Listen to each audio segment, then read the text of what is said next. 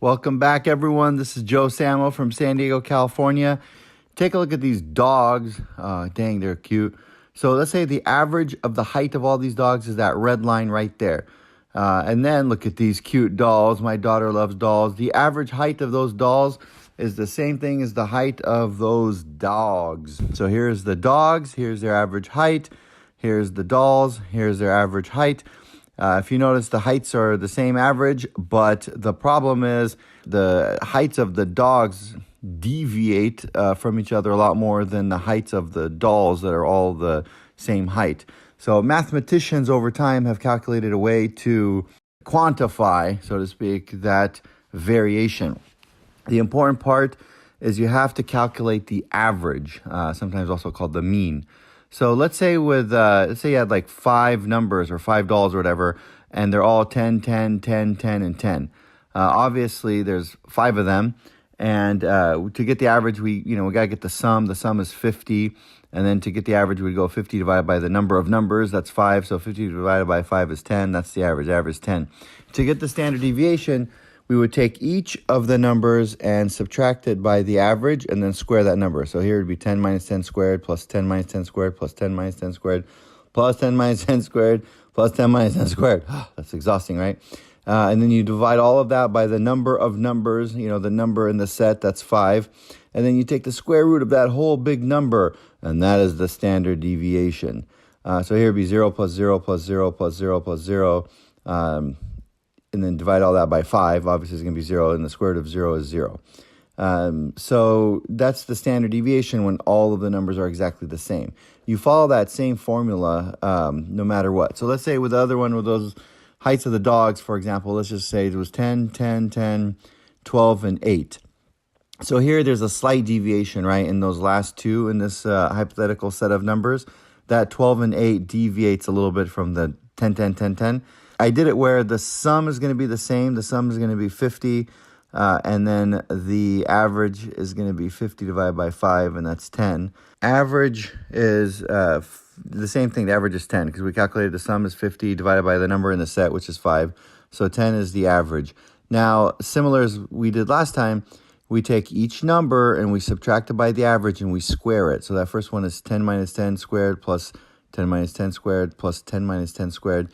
Now, all those are going to be zeros because they equal the average. And then it gets interesting. Plus 12 minus 10 squared plus 8 minus 10 squared. And now you notice we're going to have some numbers here. And we're going to divide all that by the number in the set, which is 5. Then we're going to take the square root of that whole big thing. So now let's calculate it. The first, obviously is going to be 0 squared plus 0 squared plus 0 squared plus... here we get 2 squared plus 2 squared. It's actually plus negative 2 squared, but we're going to square it, so it ends up being a positive number. So we get all the zeros, and we get 4 plus 4 divided by 5.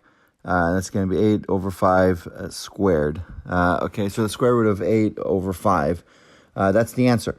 So there was some deviation, so the standard deviation in that one would be square root of 8 divided by square root of 5, or square root of 8/5. Now, let's say another hypothetical example. Let's say we got 12, 12, 12, and then 4 and 10. So here, there's going to be more deviation. And then again, this one, the sum of all of this is 50, like the other ones. And the average then would be 50 divided by 5, because there's 5 numbers in that set. So the average is going to be 10, just like the other ones, right? So we do the same thing. We take each number and we subtract it from the average. So we go 12 minus 10 plus 12 minus 10 squared. We can square the other one too. Plus 12 minus 10 squared plus, and then this was 4 minus 10 squared.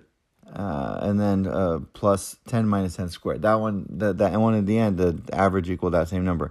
We divide that whole thing by 5 because that's how many numbers are in the set. And then we do the square root of that whole big guy. So we're going to have 2 squared plus 2 squared plus 2 squared plus negative 6 squared plus 0 squared, right? Yeah, plus 0 squared.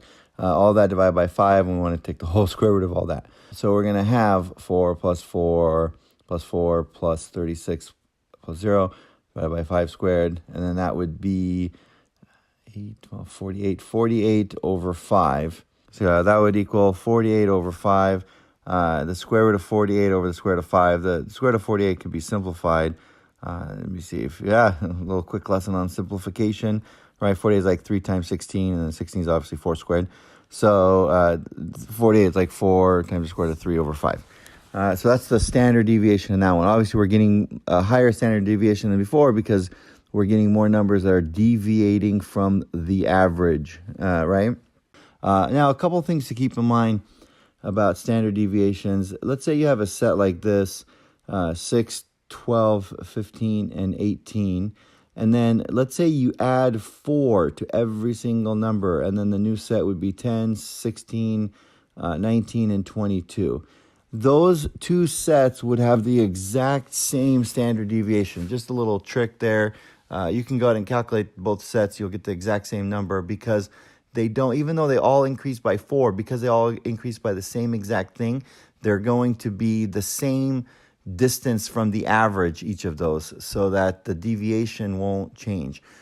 Even if the numbers are crazy, like 777, 150, 2,220, whatever that other, 5,630, even with all those big numbers there, if you add, for example, 100 to each of them, then the new set, 877, 250, 2,320, 5,000, whatever, 760 or 730, all those, that second set would be the exact same standard deviation as the first set.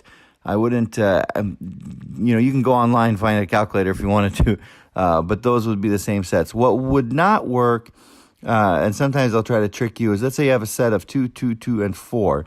If you doubled all of those, the only time it would work is if they're all exactly the same. But if you doubled them, and then you have 4, 4, 4, 8, you would think this is going to be the same standard deviation, but it's not.